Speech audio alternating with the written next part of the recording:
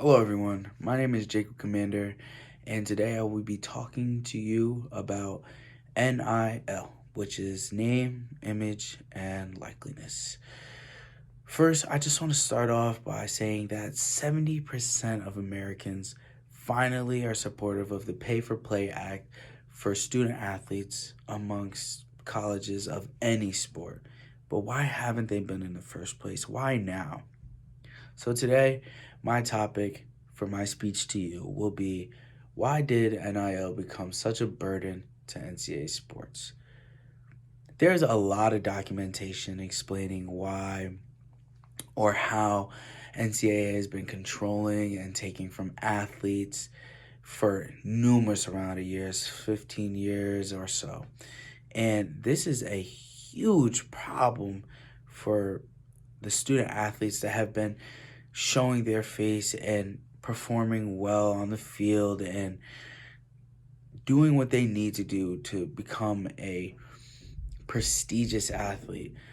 And the people that should care are you guys, because the NCAA is technically stealing from the student athletes here. And this is rightfully their conversation that they should be making. So, just to give you a little preview about what I'm going to talk about, some of my main points are going to be the people who suffered, the problems that the student athletes encountered, and how name, image, likeliness is today. So, first main point, I just want to discuss some of the people that have suffered, and some of these people are of names Emily Curtis and Reggie Bush. I will be talking about Emily Curtis first. So, Emily Curtis is a student athlete that works from home and also gets compensated in college for playing lacrosse. She works at home with kids of middle schoolers and high schoolers, helping them with a program that she's running for lacrosse as well. Um, she works with them to provide for herself and her family, as well as earning on the college field some money that she may take home. Um, she has faced some diversities as not being able to get compensated for, her professional playing that she produces in college. I also will be talking about Reggie Bush because he is a prestigious athlete. He is arguably the one of the best athletes in college history for football specifically.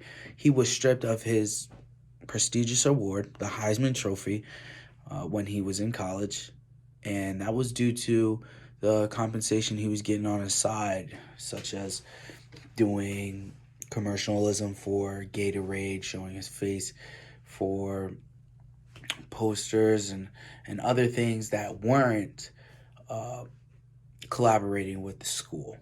And once the NCAA found that out, they felt as if he didn't deserve to get whatever he was making for that and what he would earn because he was such a good athlete. Doing this helped him help his family because his family was going through struggles in that time and he needed to provide food and shelter for them as well.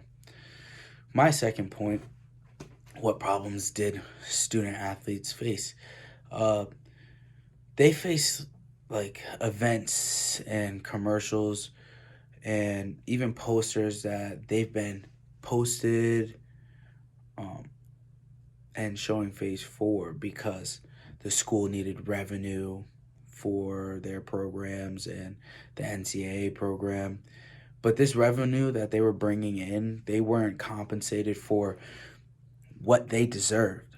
The NCAA was taking that in for the school and their own program.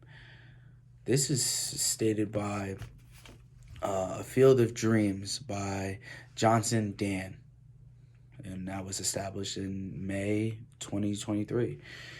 The NCAA is also using the money just to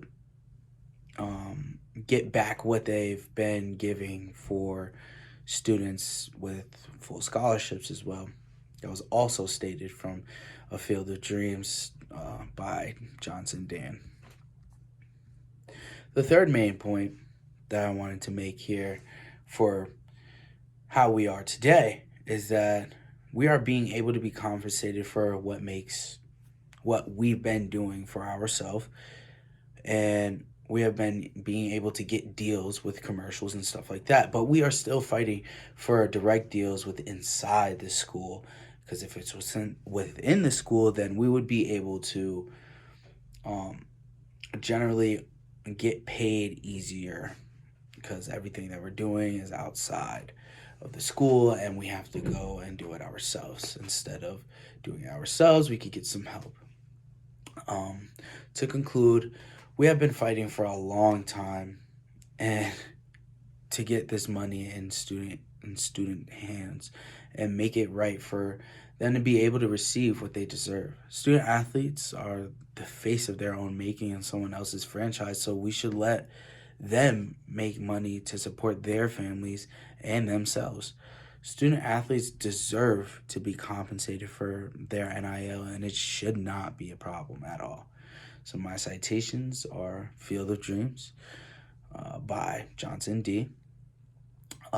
Reclaiming the Student Athletes' Rights to Their Names, Image, and Likeliness by Greg Lush, and We Do Everything on Our Own by Chris Core and James Weiner. Thank you.